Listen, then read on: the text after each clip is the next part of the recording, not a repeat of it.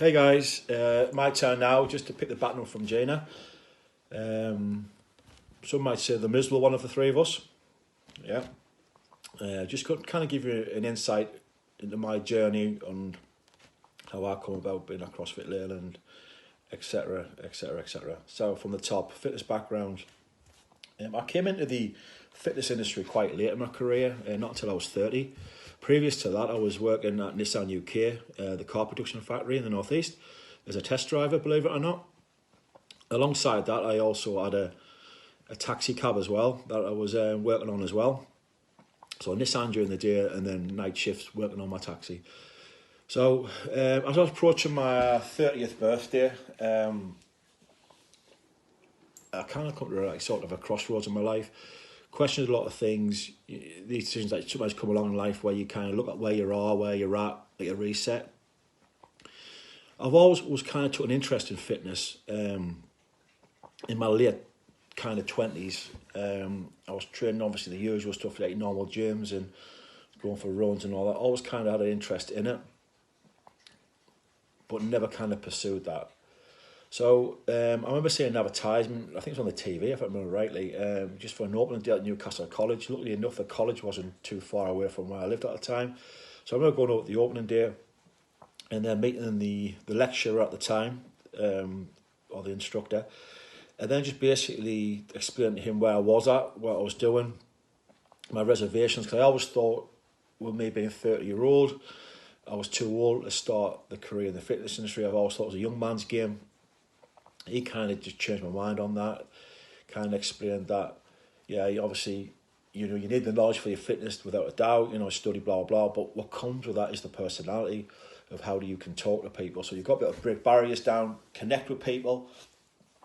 You've got kind of life, all the jobs that you've had, you've kind of got that avenue in there where we can actually talk and kind of break them barriers down sort of thing. So that kind of helped me a little bit with that. So, yeah, started that up straight away.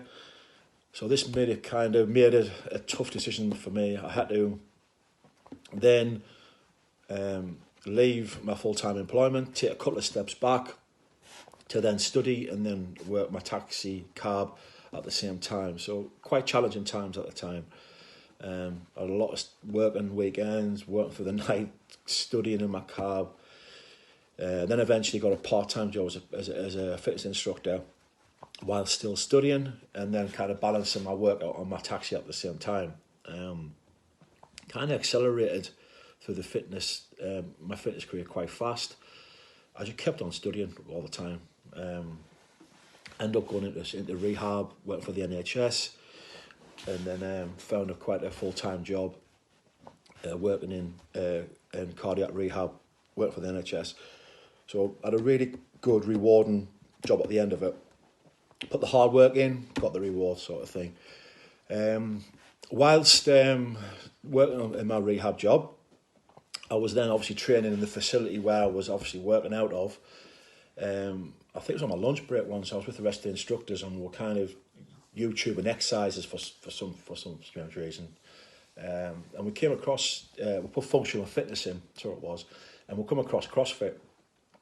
Straight away I was really intrigued by it. So we tried to do CrossFit in the normal gym that we worked at. Just wasn't going to happen. I couldn't do it. So then I tried to look into like where can I do CrossFit, and then I came up CrossFit Tyneside. Lucky enough, so again that wasn't far away from me at the time. There was only 9 affiliates in the whole of the country, so it was really underground. It's quite urban. So went over there for my taster session. 11-minute workout. Thought, is this it? 11 minutes. Yeah, absolutely flawless. I thought I was quite reasonably quite fit at the time. Yeah, totally flawless.